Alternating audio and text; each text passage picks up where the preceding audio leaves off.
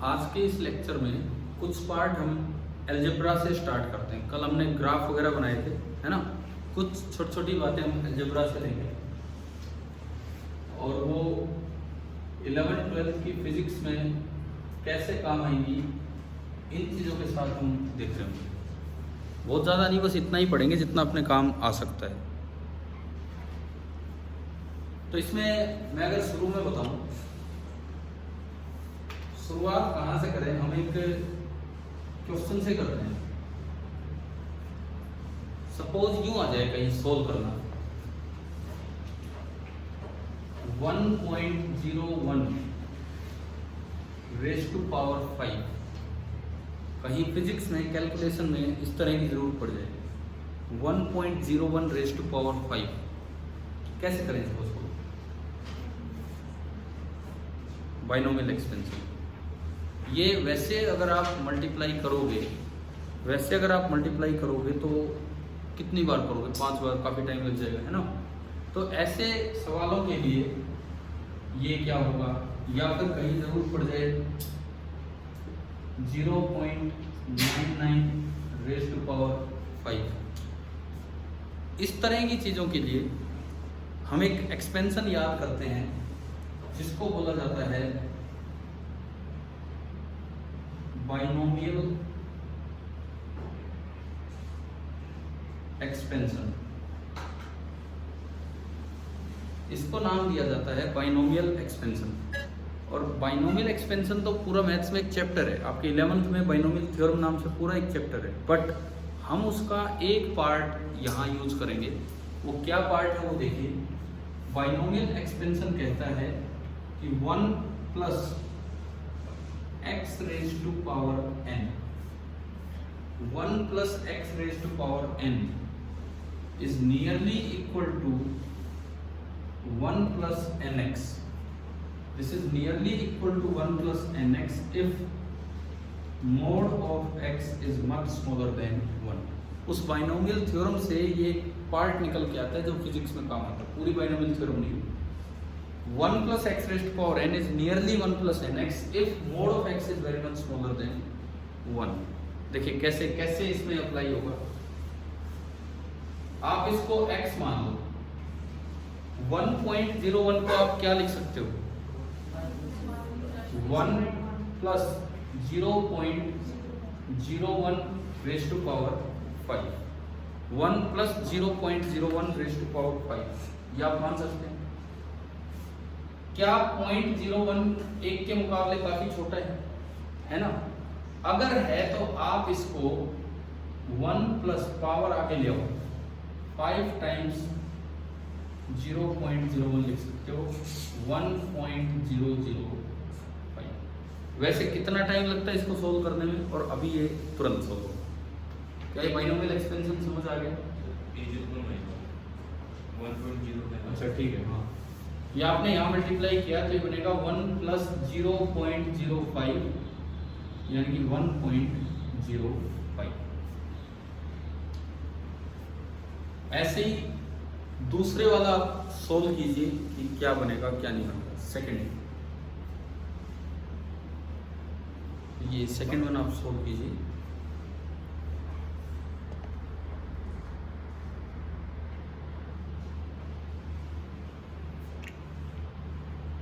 मैंने फिर से इसको x माना, मैं इसको क्या लिख सकता हूँ? 1 माइनस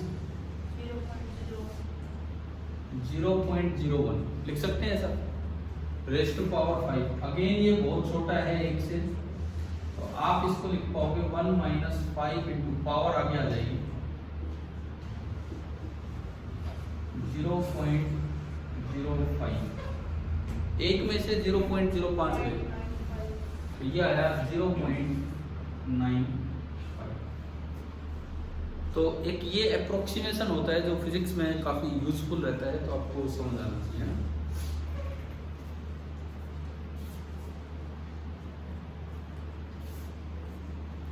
समझ आ गया है? अब मैं इसको एक जगह ऐसी जगह यूज करूंगा जहां ये सही मायने में फिजिक्स में यूज हो रहा होगा, पूरी थ्योरी में जहां यूज होगा वहां हम देखते हैं इसको, बाइनोमियल एक्सपेंशन को।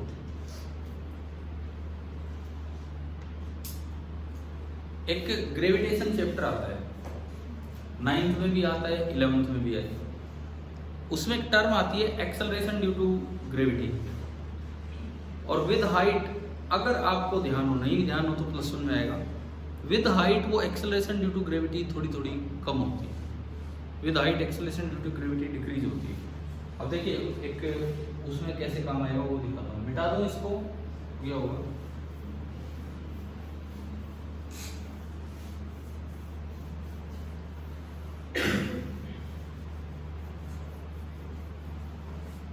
देखिए जैसे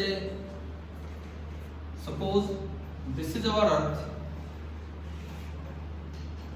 और अर्थ का रेडियस है r, ये अर्थ है, स्फीयर है, मास है इसका m, ये स्फीयर है पूरा, ये सर्कल नहीं है, पूरा स्फीयर है, ठीक है, मास इसका m है। अब एक आपको ये उस चैप्टर में पढ़ने को मिलता है कि आप अगर h हाइट ऊपर चले जाते हो तो वहां पे जो एक्सेलरेशन ड्यू टू ग्रेविटी होता है g, this is equal to g at the surface, जिसको मैंने g नॉट बोल दिया। यहाँ पे जो एक्सेलरेशन है 9.8 जिसको आप बोलते हैं, वो हमने g नॉट ले लिया, अपॉन 1 प्लस h/r का होल स्क्वायर। ये फॉर्मूला है जो उस चैप्टर में कहीं आता है। अब आपको ये कहीं यूज करना हो तो एक्चुअली डिवीजन करना मुश्किल होता है, मल्टीप्लाई करना आसान, किसी फैक्टर से डिवाइड करना यार बड़ा मुश्किल होता है। देखो हाइट कम होगी, r 6400 किलोमीटर, h कम होगा, पहले तो ये डिवाइड करो, फिर एक में जोड़ के स्क्वायर करो, और फिर सबसे दिक्कत फिर उसको डिवाइड करना है। तो ऐसे में क्वेश्चन की तरह अगर मैं इसे लिखूं, यहाँ पे क्वेश्चन ये है कि right the approximate value of g, write the approximate value of g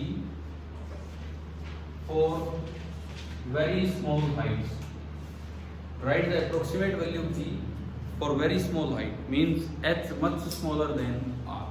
इसके लिए आप g लिखिए तो बाइनोमियल का यूज करके।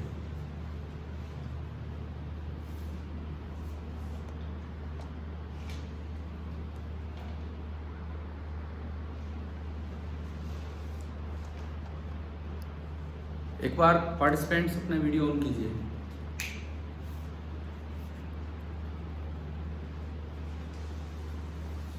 तो 4 मिनट के लिए वीडियो ऑन कीजिए, मैं देख रहा हूँ कौन कौन है।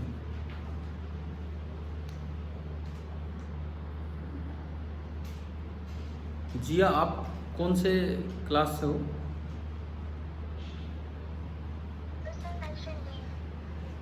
कौन से, दोबारा बोलिए। 11 non medical, section A D, अच्छा। और खुशी आप शायद सुपर 30 से हैं, ठीक है।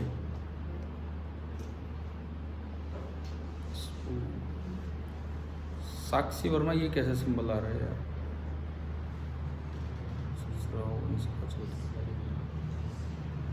चलो ठीक है, आप कर सकते हैं अपने video.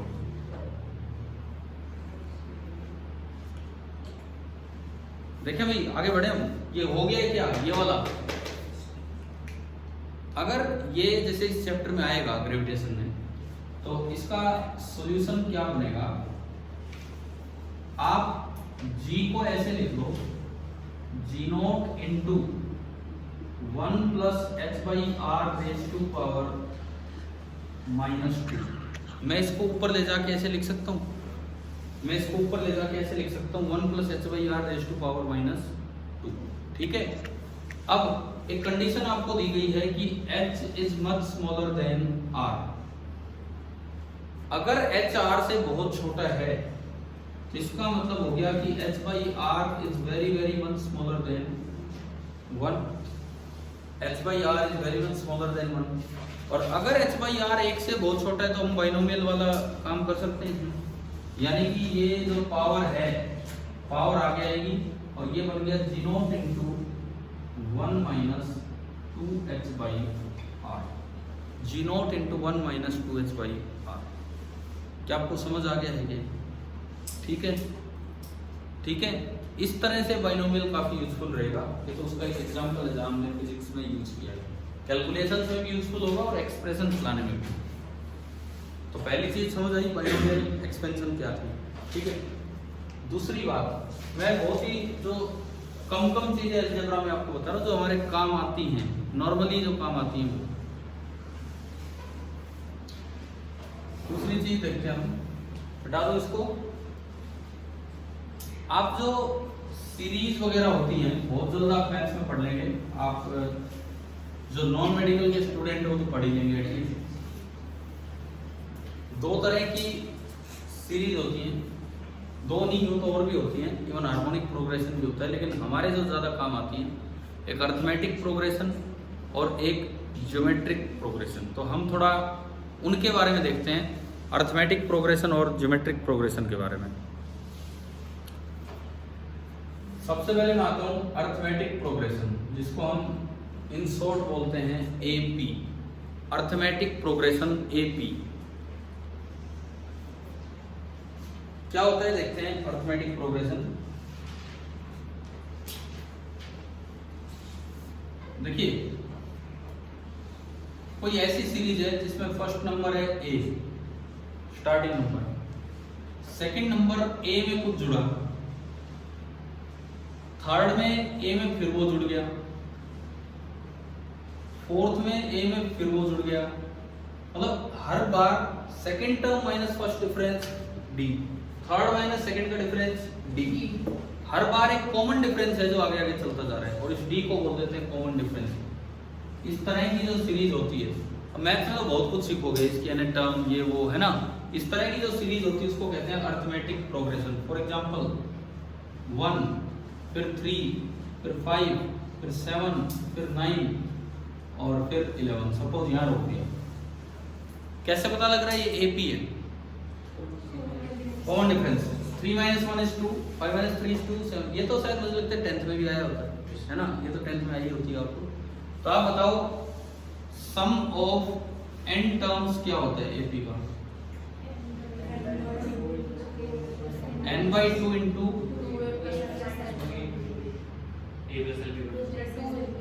First term plus last term, ये भी तो होता है सिंपली, पढ़ाई हमने है ना। यहाँ देखो 1 2 3 4 5 6 टर्म है, तो 6/2 इंटू 1 प्लस 11 12, तो यानी कि ये सम कितना आ गया 37। आप अगर जोड़ के कंफर्म कर सकते हो, 11 और 20 7 27 5 32 3 35 और 1 36। एपी में कुछ नया नहीं है, आपने पढ़ रखी है 10th में, छोड़ो इसको। अब आते हैं दूसरी सीरीज जिसको कहते हैं जीपी। जीपी हमारे कितना काम आएगा वो देखना है हमें, जीपी हमारे कितना काम आएगा वो देखना है हमें।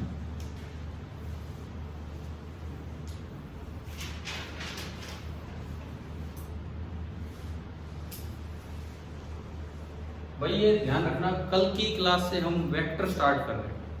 पहले मैथमेटिकल टूल हुआ, फिर वेक्टर होगा, देन उसके बाद हम चलेंगे फिजिक्स की पहली यूनिट पे। वेक्टर भी हालांकि फिजिक्स का ही पार्ट है, फिजिक्स की पहली यूनिट एंड मेजरमेंट, डायमेंशन भी उसका एक पार्ट है, ठीक है ना। इस तरह हम आगे बढ़ते चलेंगे। तो ज्योमेट्रिक प्रोग्रेशन, इसमें अक्सर ऐसे लिखते हैं first term A, second term a into R, R को बोलते हैं common ratio, third term a into R square, a into R cube, मतलब एक नंबर बार बार मल्टीप्लाई हो रहा है, आर होता है कॉमन रेशियो। आप देख सकते हैं second term divide by first term करोगे आर आएगा, जैसे वहां कॉमन डिफरेंस था यहाँ कॉमन रेशियो है। Third term divide by second term करोगे तो आर आएगा, फोर्थ डिवाइड बाई थर्ड करोगे तो भी आर आएगा, हर बार रेशियो सेम आ रहा है। इसका भी एग्जांपल मैं दूं 1 2 4 8 16 32 और ये सीरीज। क्या हर बार आप 2 2 2 2 मल्टीप्लाई करते जा रहे हैं? तो ये एपी नहीं है, डिफरेंस कॉमन नहीं है, लेकिन रेशियो कॉमन है। ये आपकी होती है ज्योमेट्रिक प्रोग्रेशन। और इसमें जो जो काम आना है, ज्यादा जो काम आना है, वो असल में ये वाला काम आता है, sum of infinite terms. Sum of infinite terms, इसका मतलब है sum of infinite terms of GP with common ratio less than 1। क्योंकि अगर कॉमन रेशियो 1 से बड़ा हो गया तो इनफाइनाइट टर्म्स का सम इनफाइनाइट हो जाएगा। अगर कॉमन रेशियो 2 हो गया, ये है, तो ये तो खत्म ही नहीं होगी, ये तो बढ़ती बढ़ती इनफाइनाइट में चलेगी। अगर कॉमन रेशियो होता 1/2,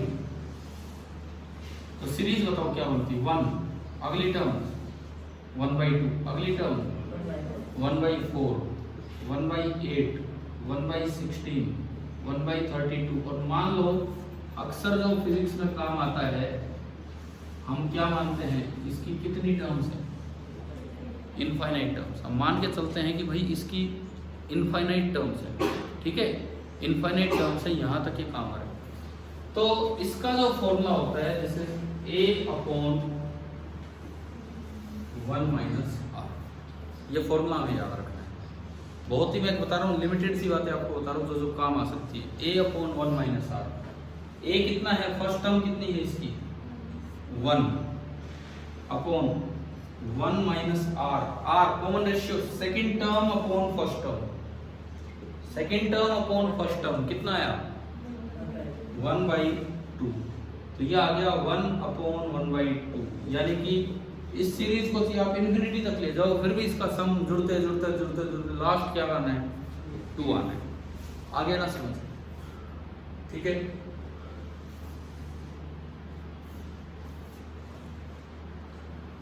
अब इन सीरीज से रिलेटेड जो अलजेब्रा में एक और चीज है, उनको मीन बोलते हैं। मीन जो काइनेमेटिक्स से ही काम आने लग जाएंगे। 3 तरह के मीन होते हैं, arithmetic mean, geometric mean, harmonic mean. Physics में आप एवरेज स्पीड निकालोगे, वहां शुरू से ही ये काम आने लग जाएंगे। तो मैं एक बार मीन की तरफ चलता हूँ, अर्थमेटिक, ज्योमेट्रिक, हार्मोनिक मीन्स की तरफ। वो वाला पार्ट हम देख रहे हैं। जीपी एपी बहुत है, इतना सही।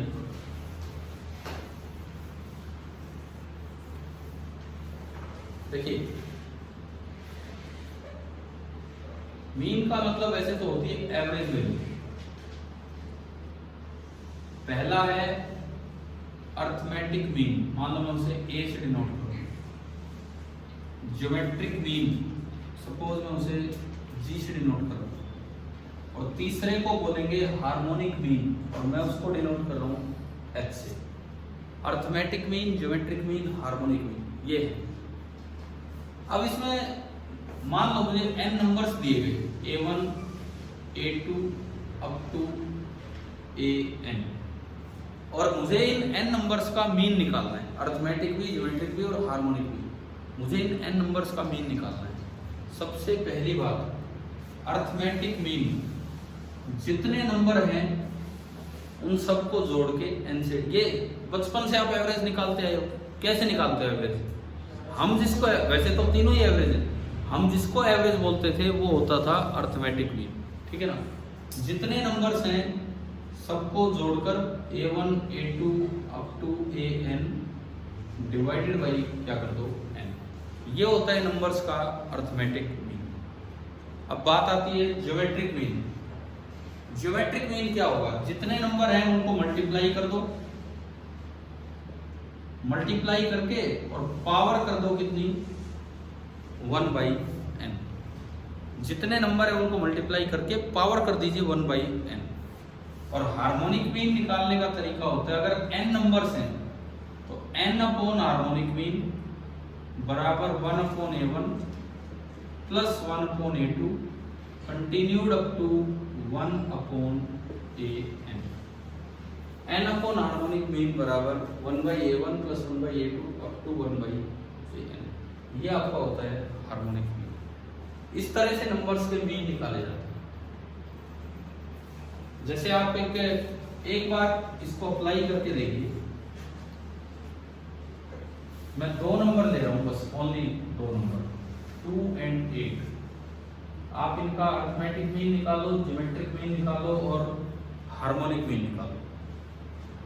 इन 2 नंबर्स का अरिथमेटिक मीन, ज्योमेट्रिक मीन और हार्मोनिक मीन, तीनों चीज़ें आप निकालिए।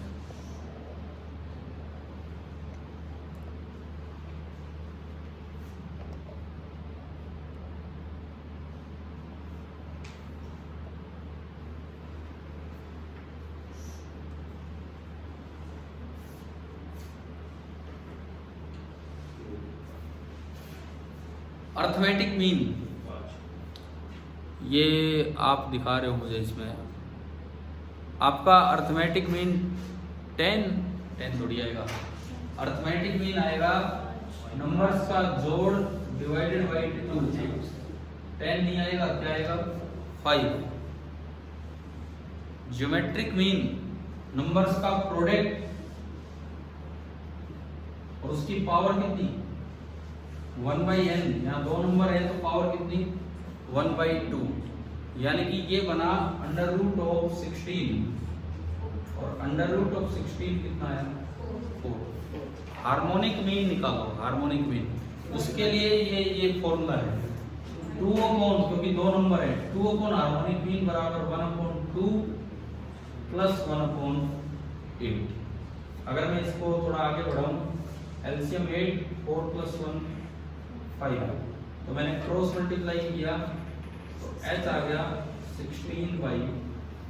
ये h आया, ये g आया और ये a है। क्या निकालने आ गए हैं हमें? सही निकाले होंगे शायद हमने, है ना। इस g, a और h में एक बड़ा सीधा सा रिलेशन होता है जो हम याद ही रखें हमेशा। इस g, a और h में एक रिलेशन होता है g² = a × h। g² = a × h। Geometric mean का स्क्वायर बराबर अरिथमेटिक मीन इनटू, एक बार वेरीफाई करो क्या उधर से ऐसा हो रहा है। a × h कितना आ रहा है? a × h 16 और g का स्क्वायर करेंगे तो 16। तो हमारे ये चीजें काम आ जाती हैं। बताता हूँ मैं फिजिक्स में कहाँ पे कैसे काम आती हैं, देखते हैं। जो तो 12th में भी काम आएंगी, 11th में कहाँ काम आएंगे एक बार वो बताता हूँ, जो आप सीधा एक बार में ही समझ सकते हो या 9th में पढ़ा भी हो किसी भी। देखते हैं, मीन आ गई ना समझ कैसे निकालें। ठीक है, देखिए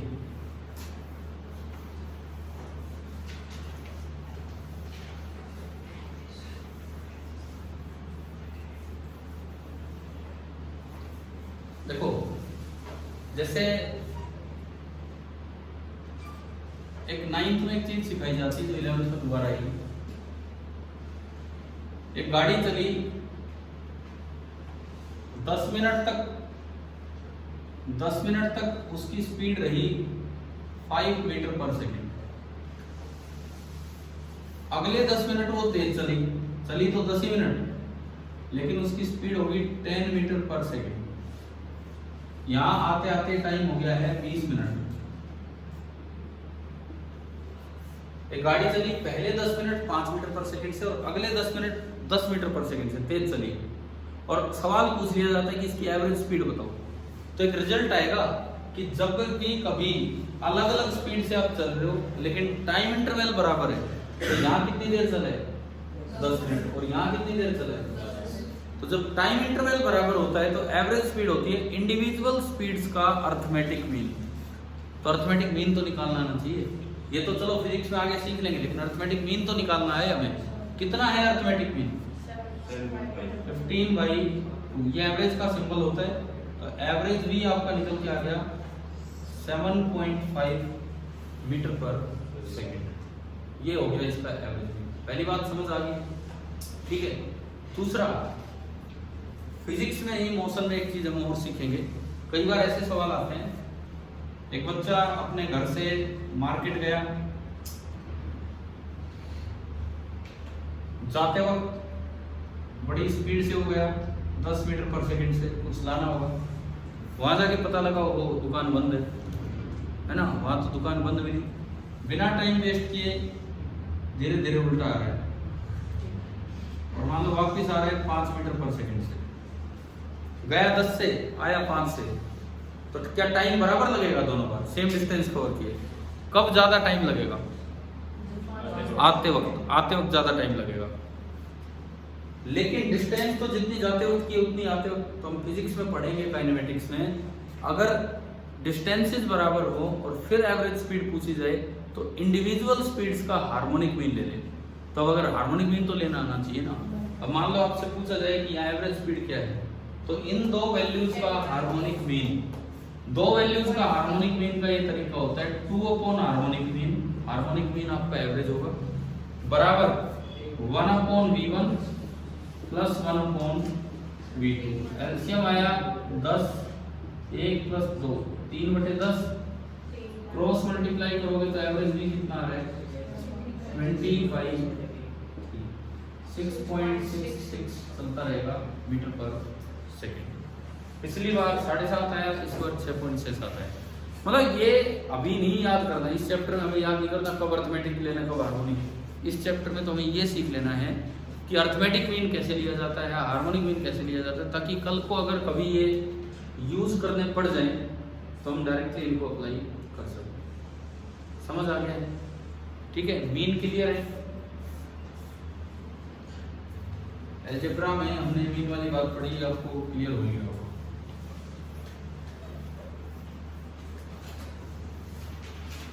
एक नोटेशन होती है मैथ्स की, कभी कभार बाई चांस यूज कर लिया जाए। एक नोटेशन होती है मैथ्स की जिसको फैक्टोरियल बोल देते हैं। तो जस्ट एक बार पता होना चाहिए कि ये क्या है। अभी बाई चांस फैक्टोरियल नोटेशन में कुछ लिखा हो, फैक्टोरियल जैसे कहीं लिखा है n फैक्टोरियल, तो उसको लिखने का तरीका ये होता है। पुराना तरीका ये भी था, आप ऐसे करके भी लिख देते थे।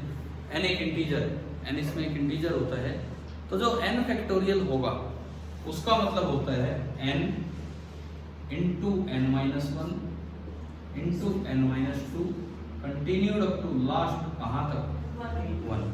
फॉर एग्जाम्पल, जैसे एक छोटा सा एग्जाम्पल लें, 5 factorial, 5 into 4 into 3 into 2 into 1 कितना आ गया 120। 4 फैक्टोरियल, 4 इंटू 3 इंटू 2 इंटू 1 कितना है 24। 3 फैक्टोरियल, 3 इंटू 2 इंटू 1 कितना आया 6। 2 factorial, 2 into 1 2। 1 factorial 1। 0 factorial. Last आपका आया है 0 फैक्टोरियल। 0 फैक्टोरियल क्या होगा 1। कैसे कैसे वैसे बस पता है। हाँ भाई 0 फैक्टोरियल देखो कैसे निकलेगा, 1 ही होता है। पहली बात तो ये भी हमें याद होना चाहिए, 0 फैक्टोरियल इज ऑल्सो 1। कैसे होगा देखिए, ये जो इतना है मैं इसको 4 फैक्टोरियल लिख सकता हूँ, यानी कि 5 फैक्टोरियल इज 5 इंटू 4 फैक्टोरियल। ये जो इतना है मैं इसको 3 फैक्टोरियल लिख सकता हूँ। It means 4 factorial is 4 into 3 factorial. It means n factorial can be written as n into n-1 का फैक्टोरियल। आप कहीं भी देख लो, कहीं भी देख लो, n फैक्टोरियल का मतलब होता है नंबर n इंटू n-1 का फैक्टोरियल, है ना भाई, ये नंबर है। अब अगर मैं यहां से n-1 का फैक्टोरियल निकालूं तो वो सिंपली क्या आया n factorial divided by n। n-1 का फैक्टोरियल आया n factorial divided by n। इसके अंदर पुट n बराबर 0, पुट n बराबर 0, कुछ नहीं होगा उससे। पुट n बराबर 1, 1 माइनस 1 0, तो 0 फैक्टोरियल बराबर 1 फैक्टोरियल अपॉन 1। 1 फैक्टोरियल कितना होता है तो 1 अपॉन 1, तो ये भी कितना होगा 1। कहीं जरूर पड़ जाए तो 0 फैक्टोरियल आपका क्या होगा 1 होगा। ठीक है, क्लियर है ये चीज। अब कुछ नोटेशंस होती हैं, अब कुछ नोटेशंस होती हैं जिसको आप कह देते हैं सिग्मा नोटेशन, पाई नोटेशन। उनका मतलब हम समझे फिजिक्स में एक्सप्रेशंस लिखने में बहुत बार ये चीज़ें काम आती हैं। सिग्मा नोटेशन, पाई नोटेशन। चलते हैं हम इस पर अभी।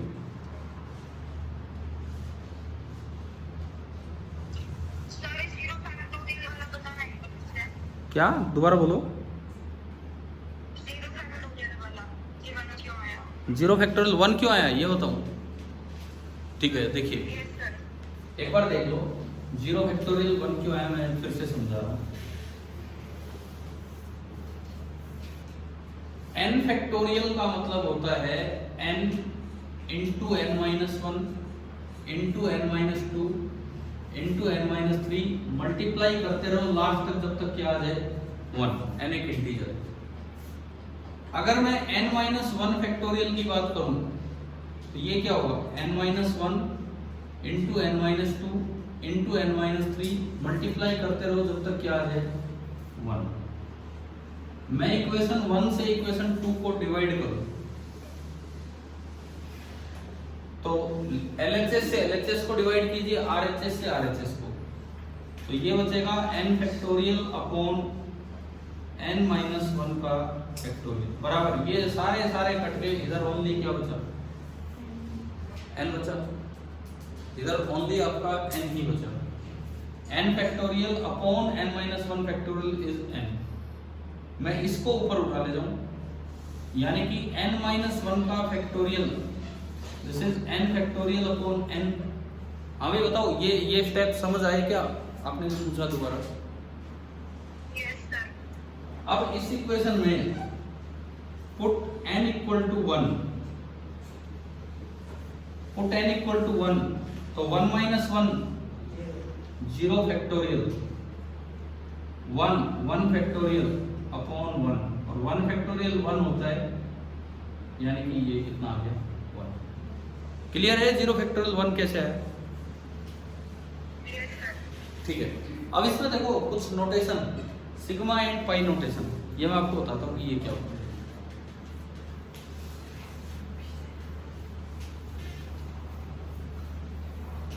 फिजिक्स में कई बार एक्सप्रेशंस बड़े चलेंगे तो उनको छोटा करके लिखने के लिए नोटेशन यूज होती है। एक को हम बोलते हैं सिग्मा नोटेशन,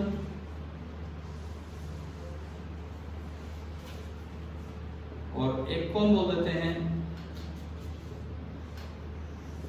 पाई नोटेशन। इसके लिए सिंबल यूज किया जाता है capital sigma. This is capital sigma, शायद ये सिंबल देखा होगा, this is capital sigma. Summation तो उसका काम है, सिंबल का नाम समेशन नहीं है। This is capital sigma and pi, this is capital pi. Straight lines बनाओ, this is capital pi. Small pi को थोड़ा सा कर्व बना दिया जाता है, और स्मॉल सिग्मा तो वो होता है, वो आपने देखा ये वाला सिंबल, ये है small sigma. Capital sigma, capital pi. Notation देखिए क्या है, अगर कहीं लिखा हो इसके आगे एक्स आई और यहाँ लिखा हो आई की वैल्यू 1 to n, और इसके आगे भी लिखा है एक्स आई और यहाँ लिखा है आई की value 1 to n। Sigma notation का मतलब होता है आई की जगह 1 रखिए, पहला नंबर बना। सिग्मा मतलब समेशन प्लस, फिर आई की जगह 2 रखिए, दूसरा नंबर बना। फिर सिग्मा मतलब समेशन, आई की जगह 3 रखिए, फिर समेशन, और लास्ट वाला नंबर रुक जाइए जब क्या आ जाए n। तो फिजिक्स में कई बार बड़े बड़े एक्सप्रेशंस को यूं छोटा करके लिखा जाएगा। ये आपका होता है सिग्मा नोटेशन। पाई नोटेशन देखिए, पहले आई की जगह 1 x1 इंटू आई की जगह 2 x2, मल्टीप्लाई करते चलो मल्टीप्लाई, और लास्ट वाला क्या आएगा xn। ये जो आपकी नोटेशंस होती हैं ये आपकी हैं पाई नोटेशन। एक सिग्मा नोटेशन है और एक पाई नोटेशन। समझ आ गई? ठीक है। अलजेब्रा में लगभग इतनी सी, क्योंकि और अलजेब्रा ऐसा है जो 10 तक भी पढ़ चुके होते हो। क्वाड्रेटिक इक्वेशन आती है 10 तक, चैप्टर आ चुका होता है 10th में, तो वो आपको आती है सोल्व करनी। लीनियर इक्वेशन हर बच्चा सोल्व कर देता है, क्यूबिक वगैरह की नहीं जरूरत पड़नी। तो एक तरह से मैथमेटिकल टूल्स ऑलमोस्ट हमारा कंप्लीट है। ट्रिग्नोमेट्री पे मैंने केवल ग्राफ कल पढ़ाए थे, केवल ग्राफ। अब जो फॉर्मूले हैं बस, उससे ज्यादा कुछ नहीं। एक तो ट्रिग्नोमेट्री में हायर एंगल्स का रेशियो निकालना आना चाहिए। हायर एंगल्स का रेशियो मैं एक बार रिवाइज करवा देता हूँ 2-4 मिनट, भैया मीटिंग आपकी पूरी हो जाएगी 40 मिनट के उस पर, फिर दोबारा मत करना ज्वाइन। कल से हम वेक्टर स्टार्ट करेंगे, कल वाली क्लास से। जो वेक्टर में जो बच्चा स्टार्टिंग से आना चाहिए कल से ज्वाइन कर सकता है वहां से ना। पहले इधर देखो, ट्रिग्नो इन शॉर्ट, ये हो गया होगा नोट। इन शॉर्ट जिन्होंने पढ़ रखा है, लिख रखा है, कोई बात नहीं, दोबारा लिखने की जरूरत नहीं है। सबसे पहले तो हायर एंगल्स के रेशियो कैसे निकालते हैं, देखो मैं एग्जांपल देके, फॉर्मूला नहीं रटवा रहा हूँ, एग्जांपल देके बता रहा हूँ। सपोज आपको वैल्यू निकालनी है tan 150 डिग्री की।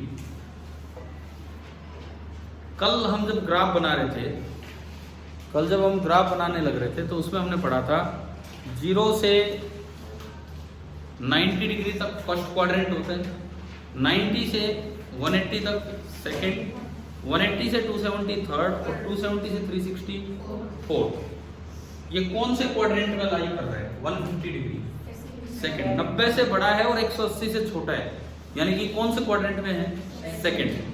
सेकंड क्वाड्रेंट में साइन थीटा और उसका रेसिप्रोकल पॉजिटिव होता है, बाकी सब नेगेटिव।